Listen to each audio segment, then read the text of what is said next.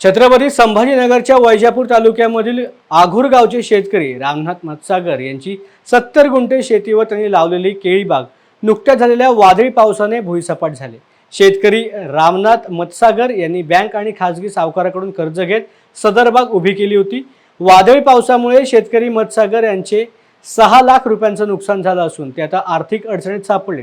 काढणीला आलेले केळी पीक नष्ट झाल्यामुळे या शेतकऱ्यांच्या तोंडाचा घास हिरवला गेला असून खरीपाच्या पिकालाही हाती पैसा नसल्यामुळे शेतकरी आर्थिक विवंचनेमध्ये सापडलाय।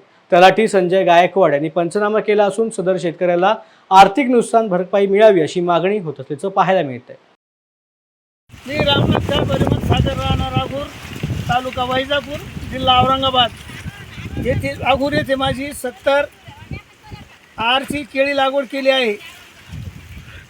ते इतर पिके परवडत नाही म्हणून मी ह्या वर्षी केळीची लागवड केलेली 5 जून 2023ला, परंतु चांगल्या प्रकारे आलेली आहे।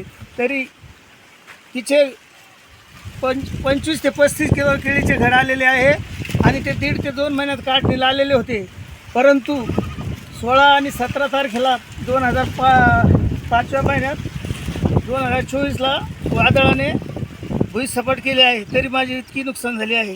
तरी मी तहसीलदार साहेबांना विचारले तर ते उडवाउडीचे उत्तर करीत आहे। आमच्या वैजापूर तालुक्याला याचे काही होणार नाही किंवा एक शेतकऱ्यासाठी आम्ही काहीही करू शकत नाही। आम्ही कृषी अधिकाऱ्याकडे गेलो, ते म्हणे तहसीलकडे जा, तहसीलवाले म्हणते पंचनामा करा। तहसीलदार साहेब स्वतः म्हटले की आमच्याकडे याचं एका शेतकऱ्यासाठी काही करता येणार नाही किंवा आम्हाला वरून काही आदेश नाही। तरी माझे एवढं नुकसान झालं, 70 गुंठ्याचं जे नुकसान झालं, पूर्ण केळी भुईसपाट झाली।